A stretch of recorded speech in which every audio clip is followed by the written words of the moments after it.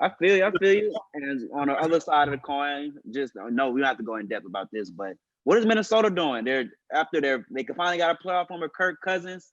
Now they look like they're blowing it up. Like it's the offensive line is one of the worst in the NFL. They let Xavier Rhodes go. The secondary is trash outside of Harrison Smith. Like what's wrong? No, this one boy Danzler. He's solid. Terrible. Better question is: will Mike Zimmer get fired if they have a poor season? I don't think it's his fault. Well, whoever signed Kirk Cousins is their fault. Yeah, I think Kirk Cousins is the problem. And it didn't work out how they thought it was gonna work out. And the only bright side of this season is Justin Jefferson and Dalvin Cook. And Dalvin Cook proves again he can't stay healthy. So it's really just all about Justin Jefferson. That's really the highlight. That's the only reason I want to watch him. I think you go get Fields in this next draft. Blow it up. Go get Fields. Go get pieces. Nobody you know what I'm saying that you may need. But so he's gonna have to just stay there. Yeah, like who cares? He doesn't need to be the starter going forward next season. Like he's terrible. You agree, Damon? I don't. It's quick. It's funny how quickly we forget that Kirk Cousins went on the road and beat a 13-3 team in the playoffs last year. I mentioned the Saints as if he's the reason he beat us. Did I say the Saints? No, that's what you're talking about. We're the 13-3 team. I know who it was. He did go in there. He did go in there. That's not why they won, though. I presented a fact, and Kirk Cousins had the biggest play of the game. He said they beat that. See, I love when people pick a game to dwell on and make that attach that to greatness. Because what the fuck you doing now? Nothing. I'm not trying to edit for real. Stop.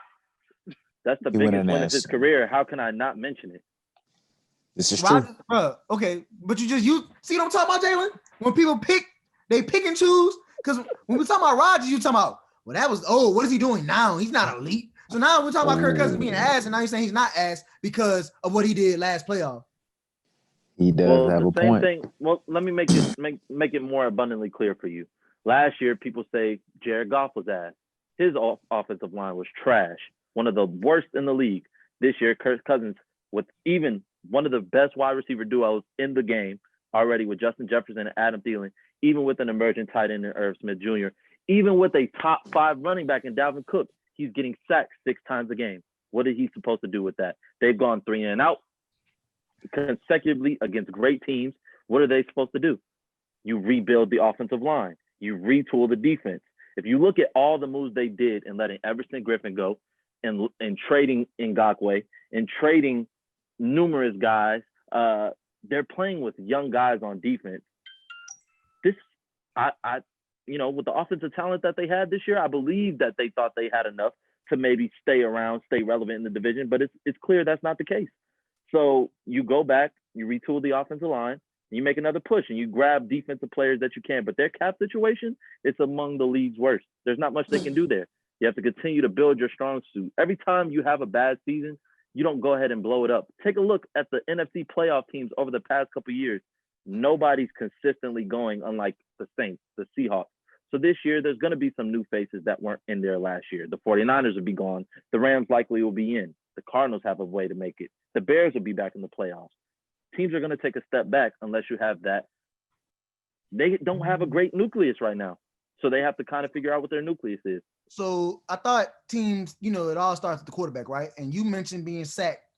He's 8th in getting sacked. You want me to name the quarterbacks that are above him? He's been sacked 14 times. Above him, Lamar Jackson and Russell Wilson, sacked 15 times, winning record. Gardner Minshew, 17 times, 1-5. Daniel Jones with the Giants, trash organization, 1 whatever. They might win tonight. Deshaun Watson, set up for failure by his coach that got fired. He got sacked 19 times. Joe Burrow having one of the best rookie seasons statistically, even though they can't win, 24 times. And your boy, number 1, Carson Wentz, 25 sacks. And he could put up a fight and win more than one game. Also with less weapons. All those teams are bad besides 2. You just gave me my case for me. No, I didn't, because they're still finding a way with less weapons to win more than one game. How? And compete in games. They got blew out by the Falcons. They get blown out every week. So they didn't go down to the last snap with the Seahawks. They didn't?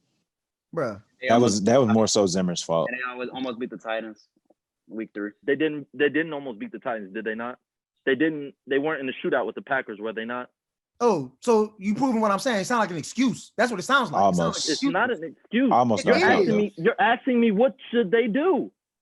Retool the offensive line. But Get you're trying stronger to at make your it. weakest It's about point. Kirk Cousins. He ain't it.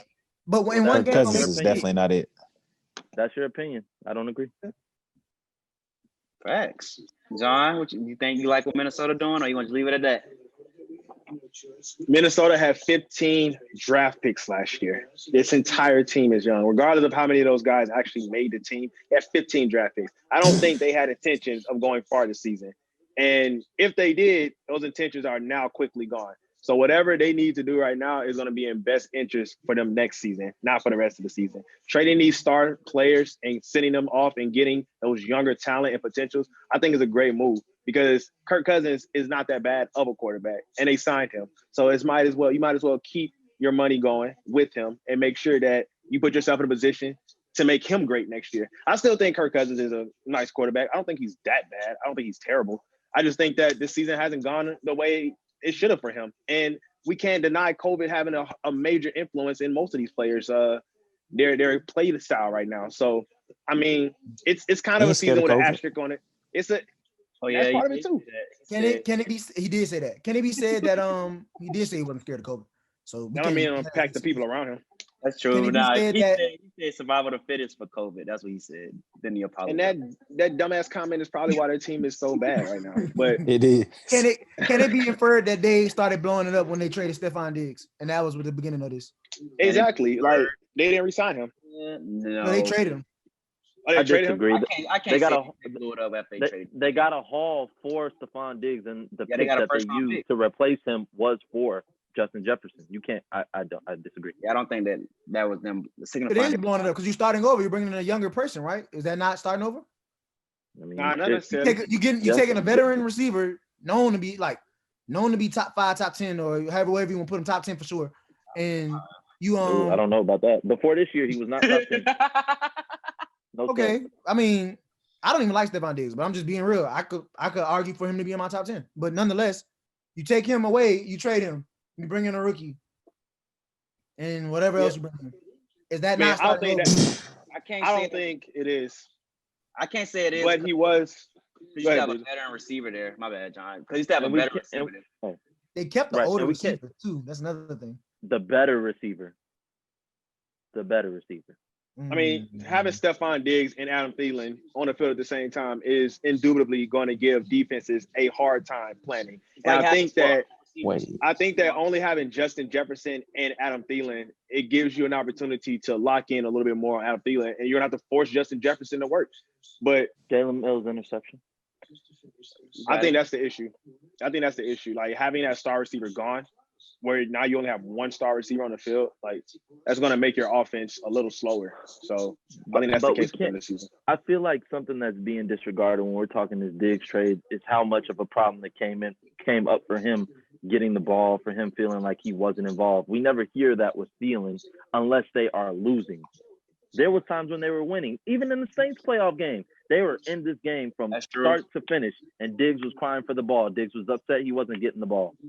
I think that game in itself, with how he performed in the 49ers game, in the divisional round, was why they decided to ship him off. Stephon Diggs is talent. That's not the argument.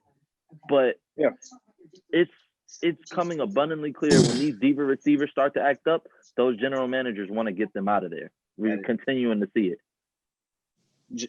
Jalen, final argument. It seemed like you had something to say. Are you good? I'm good.